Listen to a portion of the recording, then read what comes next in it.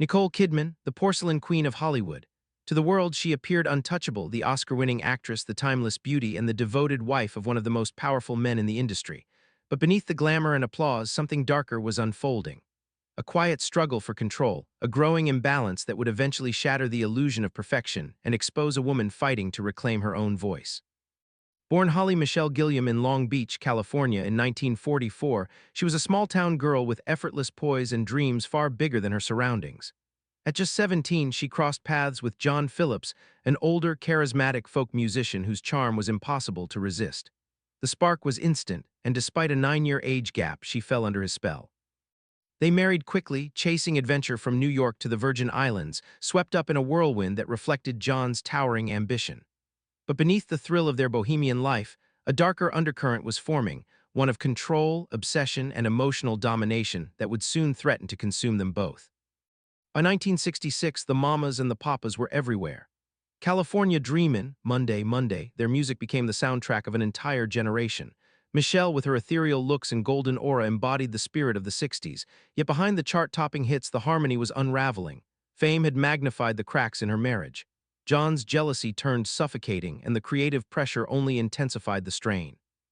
In the chaos, Michelle sought freedom, affection, something real. But what began as fleeting comfort soon spiraled into scandal. Her secret affair with bandmate Denny Doherty, the smooth-voiced tenor who sang beside her night after night, was only the beginning. A brief but passionate liaison with Gene Clark of the Byads followed. When John discovered the truth, the reaction was explosive. Betrayal burned through the group like wildfire. The man who once idolized her now saw her as a threat, and he was determined to destroy what he couldn't control. The breaking point came in the summer of 1966. In a moment of icy rage, John gathered the band and made a chilling declaration. Michelle was out, fired, his wife, his muse, his band's public face erased in an instant. The decision sent shockwaves through the industry. Fans were stunned. How could the woman who defined the group's image simply disappear? It wasn't just a personal breakup, it was a professional execution. He replaced her with another singer, Jill Gibson, but the chemistry was gone, the magic extinguished. Behind the scenes, the record label was panicking. Dunhill Records knew the truth. The mamas and the papas were the mamas and the papas without Michelle. Her voice, her presence, her allure, they were irreplaceable. Within 2 months, the experiment collapsed. The public backlash was brutal, the profits plummeted, and John was forced to bring her back. But by then, the damage was irreparable. Though the group limped on for a few more years, the betrayal had carved deep emotional scars that never fully healed. Yet out of the wreckage, Michelle Phillips did what few thought possible. She rebuilt. She moved beyond the scandal, reinventing herself as a respected actress and artist with a career that spanned decades.